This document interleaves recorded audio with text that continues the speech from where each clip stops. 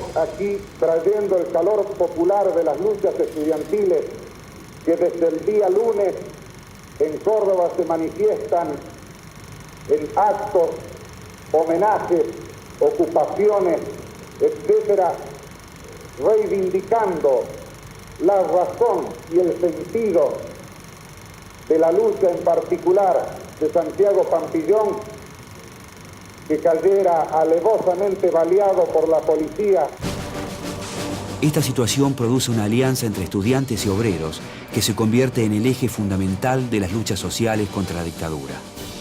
Agustín Tosco actúa como su principal promotor, otorgando un espacio a los estudiantes que tienen cerrados los canales de participación política en las universidades.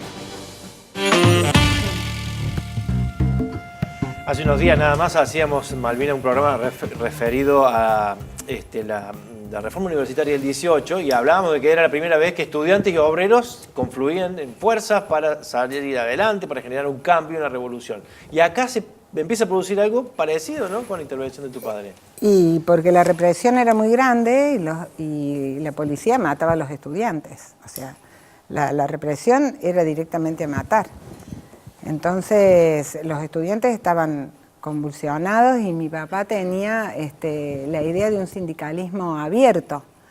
Entonces sé que los estudiantes siempre tenían las puertas abiertas para reunirse y para tratar sus temas de interés y los conflictos que podían tener en la universidad. Entonces se reunían en el sindicato.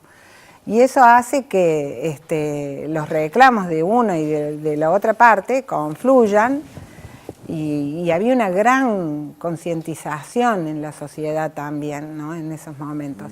Quizás por la cuestión internacional, había ocurrido en el Mayo francés en el 68, bueno, la Revolución cubana, y entonces había una efervescencia que hacía que todas las personas estuvieran realmente informadas y con una idea de un proyecto de país diferente al que estaba pasando, o sea, en contra de cualquier dictador que viniera y se quisiera poner por sí.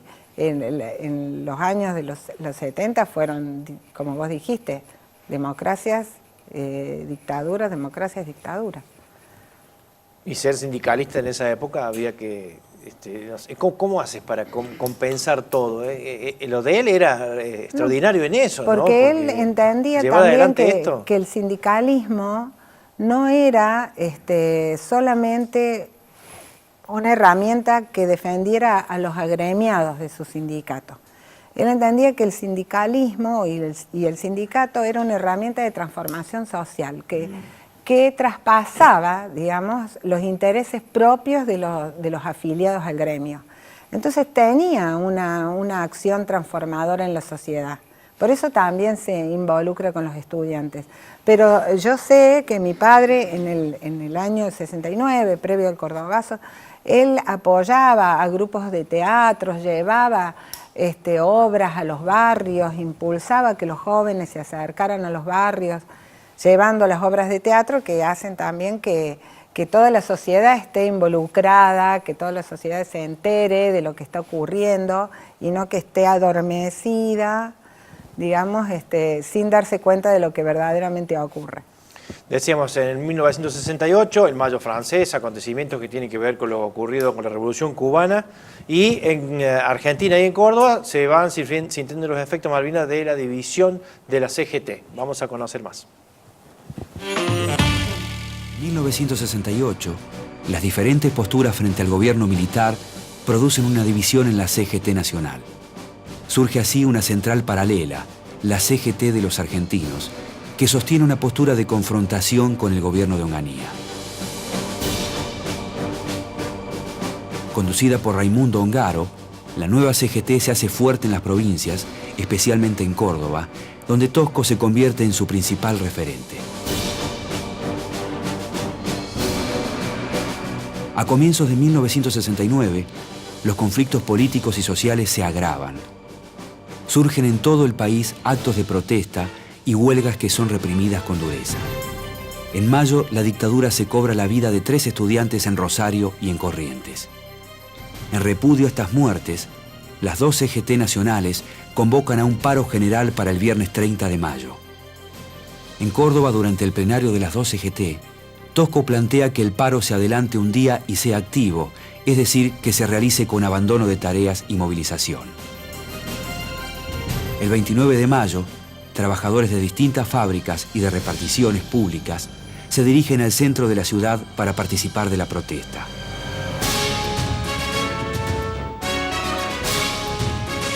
Tosco encabeza la columna de Luz y Fuerza y junto con el secretario de ESMATA, Elpidio Torres, son los principales referentes de la manifestación.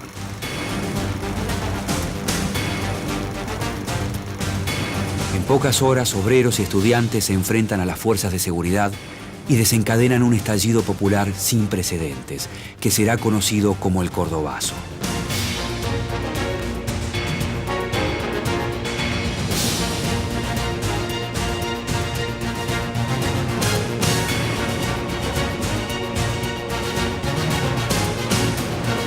Al día siguiente, decenas de dirigentes estudiantiles y gremiales son detenidos por la policía y luego juzgados por tribunales militares. Tosco es condenado a 8 años de prisión y es trasladado al penal de Rawson. Pero meses después, la presión popular obliga al gobierno a decretar una amnistía para la mayoría de los presos políticos. Malvina, aquí fuera de cámara me está diciendo, condenado a 8 años y cumple ¿cuánto de prisión? Sí, no sé si llega al año. Lo que ocurre, yo veía un documental también que había hecho la Universidad Nacional de Córdoba, donde dice que a él, la derecha, digamos, y los gobiernos, la oligarquía, los dictadores, querían meterlo preso a como dé lugar, pero siempre salía libre, porque los trabajadores eran realmente los que... Las movilizaciones en la calle hacía que lo tuvieran que soltar. No podían contra las revueltas urbanas que había, las manifestaciones, las presiones de los trabajadores hacían que...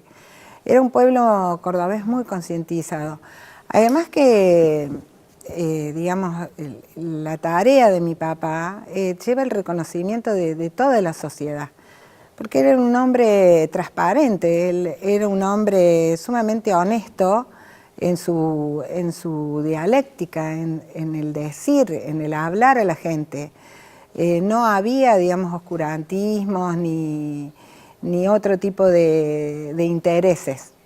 Nosotros vivíamos en nuestra casa con mi madre y mi hermano y bueno, sufríamos eso, pero también estábamos orgullosos de ser la familia de él y hoy día más que nunca, digamos, porque es lo que hace que hoy mi papá sea la piedra en el zapato para muchos sindicalistas y para muchos políticos también, porque eso la ciudadanía no se olvida de eso. Entonces eso creo que es lo que hace que él también permanezca en la historia a pesar de la dictadura y a pesar de haber querido ser invisibilizado por distintas partes de la sociedad. Él sigue vigente y bueno, es un compromiso que yo tengo también, por eso vengo y les agradezco que me inviten, porque es lo mínimo que yo puedo hacer como hija, digamos, traer la memoria de él siempre al presente, porque es una forma también de mover la estructura de la sociedad de Córdoba. En aquel momento los trabajadores estaban concientizados. Cuando se hizo el Cordobazo, los trabajadores no salieron a romper cosas por el solo hecho de romper. Sabían bien a qué le pegaban, a quién le tiraban la piedra. No le tiraban la piedra a cualquier dueño del kiosco. No, ellos sabían quiénes eran los bancos internacionales, quiénes eran las empresas internacionales que venían a apropiarse de nuestros recursos y ahí es donde iba la piedra. ¿Entendés? Y además la sociedad, cuando en el Cordobazo, no me quería adelantar, pero lo matan a Máximo Mena y ya lo habían matado a Santiago, la sociedad estalla, digamos, ¿cuántas muertes más iba a haber? El policía le dispara de arriba de un caballo directamente al corazón a Máximo Mena y tenía 28 años. Y él venía bajando con la columna de las automotrices pacíficamente y el policía le dispara. no había celulares, no había internet, no teníamos todas las tecnologías que tenemos hoy, y sin embargo, como reguero de boca en boca, la gente se entera que habían matado a un trabajador de las automotrices. Y se produce, como dice Mónica Gordillo, que es una historiadora de la universidad, que el Cordobazo pasa a ser una revuelta urbana, de ser una manifestación repudiando al dictador de 3 gremios importantes, que también el hecho de haber cortado los lazos con la otra CGT y haber formado su propia CGT, que es la CGT de los argentinos, les da a ellos una independencia y deciden solos, separados de la CGT de Buenos Aires, a hacer esta manifestación. Y es mi papá el que propone el paro activo, porque los paros eran parar e irse a la casa. Propone un paro activo, los otros sindicatos lo aceptan y se producen las manifestaciones, que después terminan en esa revuelta urbana que dicen, vos pensás que es probable un cordobazo hoy, y creo que no. No, porque no creo que la sociedad cordobesa hoy tenga la concientización política y social que existía en aquel momento. O sea que hemos retrocedido a tu punto Para de mí vista, ¿no? sí, sí. Es un análisis que hay que hacernos, que hay que hacerse, los sindicatos, las organizaciones sociales, que creo que esta democracia nos adormeció un poco. Y desconocemos cosas elementales como por qué festejamos o celebramos el 1 de mayo, por qué es el Día Internacional de la Mujer, las razones por las cuales son feriados internacionales, es muy importante. Y siempre está basado en hechos dramáticos. Y así como aquellos trabajadores que son los mártires de Chicago, que fueron ahorcados para que hoy nosotros tengamos las 8 horas de trabajo, mi padre y Atilio López, los dos fueron muertos. Mi padre en la clandestinidad se enfermó y no lo pudieron atender. Entonces yo también pienso que a él lo mataron. De una forma lo mataron. Y a Atilio López también lo mataron en Buenos Aires, a balazos. Entonces ellos, ¿por qué luchaban? Por la democracia que tenemos hoy. Porque ellos buscaban la democracia que tenemos hoy. Y nosotros tenemos que valorar la democracia, pero lo que no quiere decir que no tengamos el derecho de levantar nuestra voz cuando creemos que los gobiernos que elegimos nos están traicionando. Es importante eso, concientizarse Claro. sobre eso, ¿no? Y mirar hacia el pasado para aprender. Malvina, ¿te quedas un ratito más? Vamos a ir a otra pausa aquí en nuestro programa. Vamos a seguir después. ¿Qué pasó después del Cordobazo? Con nuestro personaje del día de hoy, con Tosco, y con la Córdoba que hoy conocemos. ¿Qué pasó con Córdoba y con la Argentina? Ya venimos.